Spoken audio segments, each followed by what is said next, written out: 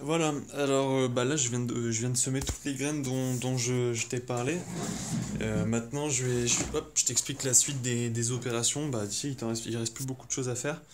Là ça va être très simple. Donc tu vois j'ai recouvert de terre tous les, toutes les graines voilà, sur les pots. Donc là, ce qu'il faut faire, c'est que sinon ça pousse pas, il faut humidifier la terre. Donc moi j'ai l'outil du jardinier d'intérieur, la classe, tu vois.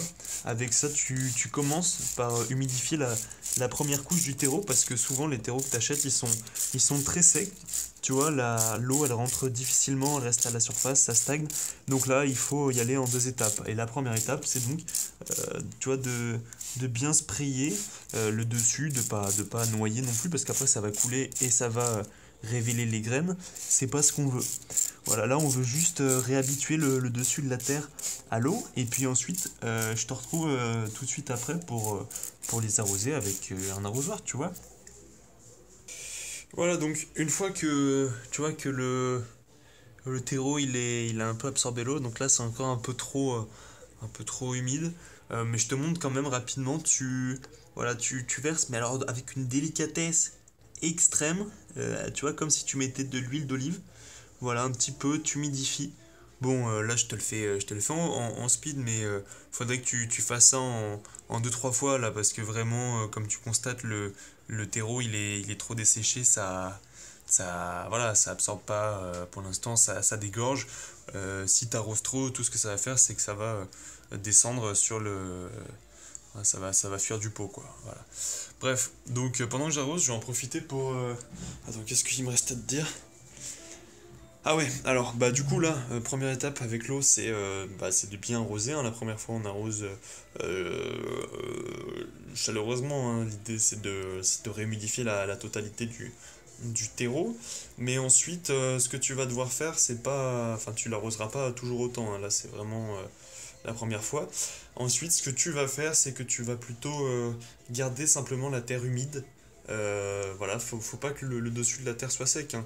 À partir du moment où ça sèche, la graine sèche aussi. Et si elle a commencé à germer et qu'elle sèche, là, elle est morte. Voilà. Donc après, ça dépend, quoi. Tu vois, si tu trouves que c'est pas assez cher, bah tu peux les faire sécher. Mais moi, je trouve que vas-y, c'est déjà un peu cher. Donc je vais faire attention. Bon, voilà, maintenant que j'ai fait tout ça, il me reste plus qu'à à te dire quand est-ce que c'est bon. Je ferai sans doute une vidéo pour te montrer, comme pour le poireau, je te ferai des nouvelles. Et, et voilà, en fait, en gros, tu vas garder tes plantes dans ce pot. En fait, il y a deux trucs qui vont te permettre de déterminer quand c'est prêt. Soit c'est marqué à l'arrière du paquet, genre rempoté à la première, au premier coupe de feuilles, ou une fois qu'il y en a 3, 4, 5, bref. Tu regardes ça sur le paquet. Sinon, il y a juste une limite à l'utilisation du pot, c'est quand tout, les racines elles ont colonisé tout le pot, c'est-à-dire que tout le bord du pot est rempli de racines. Là, ça veut dire que euh, ta plante elle a plus d'espace quoi. Faut la mettre en terre, faut lui donner un espace vital, hein. Voilà, donc bah, à part ça, là comme on est qu'en février, mi-février, tu vois, j'ai vraiment pas planté beaucoup de choses. Mais après, là, j'ai quand même une grosse. Est tombée.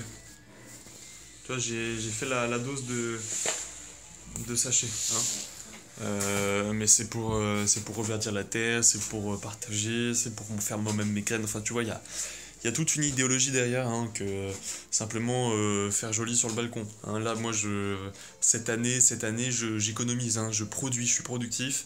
Je fais mes économies alimentaires là-dessus. Je vise ça et puis sur le terrain, je planterai des arbres pour faire des fruits. Et puis voilà, dans 5 ans, peut-être que j'aurai plus besoin d'argent.